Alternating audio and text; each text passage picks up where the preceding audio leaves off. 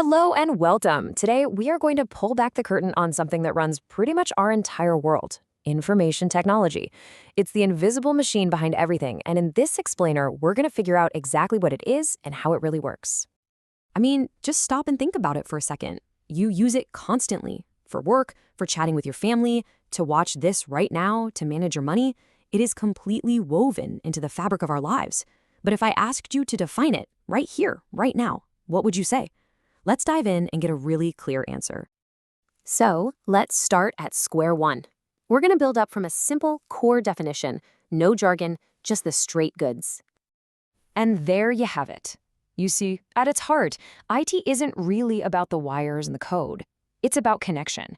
It is the entire system that we have built to share ideas, to share data, and to share messages with each other, no matter how far apart we are.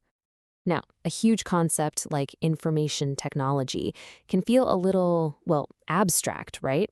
But here's the good news. It all comes down to two very distinct, very understandable pillars. So here's how these two pillars work together. On one side, you've got computer technology.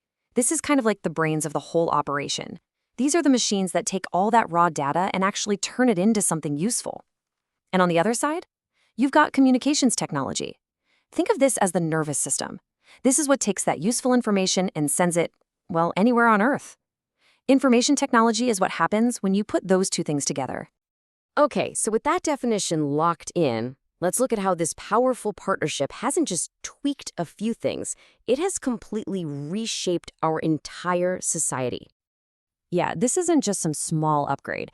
It is a total transformation. We call it the digital shift. It's this process of taking all the things we've done for centuries and moving them into the digital world, all thanks to those two pillars we just talked about. And just look at how widespread this is. It's not just in one little area. It's in our healthcare, it's in our finances, it's changing how we learn in school, how we find jobs and build careers, and it's even changing our personal lives. It is everywhere. Let's make this really concrete. Let's zoom in on the world of medicine for a second, a field that has been just radically transformed by this shift. This right here is a perfect example of those two pillars in action. You have a doctor who analyzes medical data on their computer. That's the computer technology part. And then they use a network to talk to a patient who could be hundreds of miles away. That's the communications technology. It's amazing. It has totally revolutionized who can get medical care and how. The digital shift is also completely rewriting our relationship with money. It's pushing us closer and closer to a world where physical cash might be a thing of the past. I'm sure most of us have used something like PayPal, right? It's the perfect example of an electronic wallet. Think about it. No physical money ever changes hands. It's all just information. Your payment is processed by computers, and then it's transmitted instantly across the communication network. The wallet in your pocket is becoming a wallet on your phone. So, we've seen the incredible impact of this whole digital shift. But to really get it, we need to look at the engine that drives it all, the computer itself. What is it about this machine that makes it so uniquely powerful? A computer's power really boils down to these core traits. And while it's amazing that it's so versatile and that it never gets tired, today we're going to focus on the two superpowers that are really the foundation of everything: its unbelievable speed and its mind-blowing accuracy. Let's start with speed. When we say a computer is fast, we're not talking about a fast car. We're talking about its ability to process billions with a B of instructions every single second. A problem that would take you or me hours to solve, a computer does in literally the blink of an eye. It's a level of speed that's almost hard to wrap your head around. And then there's accuracy.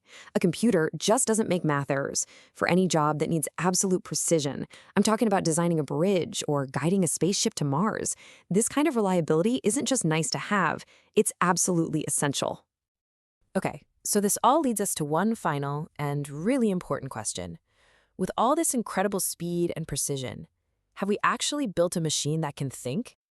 You know, it's a question that really gets to the heart of what makes us different from the things we create. When a machine can do billions of calculations a second without a single mistake, is that intelligence? Is it thinking? Well, the answer, for now at least, is a very clear and simple no. As our source material puts it, computers have no IQ or feelings. The crucial thing to understand, though, is why.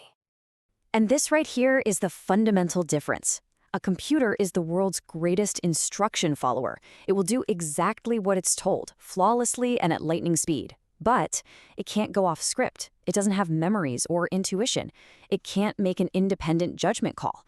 It processes data. It doesn't understand it. It calculates. It doesn't feel. And that leaves us with one last thing to chew on.